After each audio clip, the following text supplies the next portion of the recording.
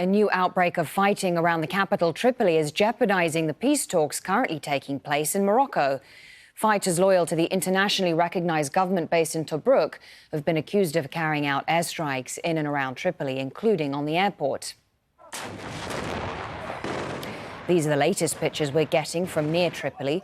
The government base there says it's called in reinforcements and the offensive has so far been repelled. The UN's top Libya envoy is condemning the violence.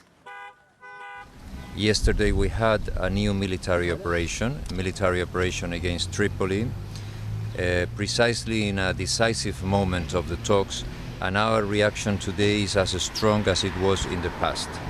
This is not only military activity which is undermining the situation in Libya and preventing the unity of the Libyans in fighting terrorism, it's also an operation that we condemn in the strongest terms.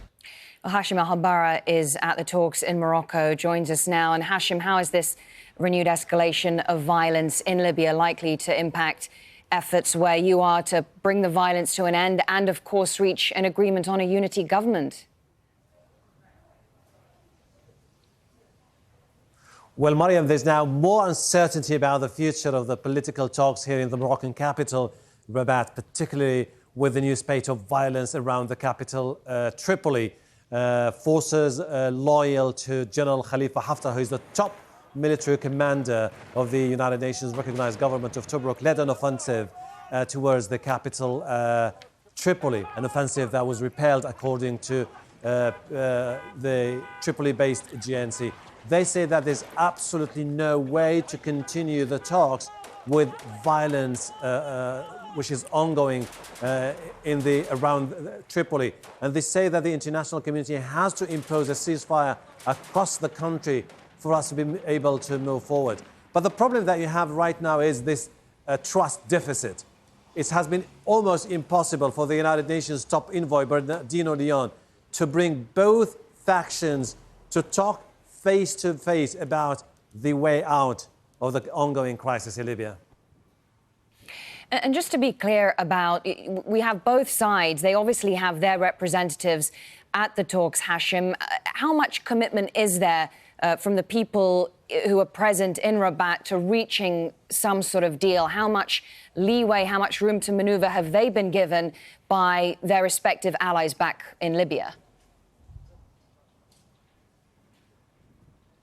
Well, as you said, the biggest problem that we have right now as we speak is what kind of mandate do both representatives have, and are they going to be able to go ahead with a settlement once that settlement is struck?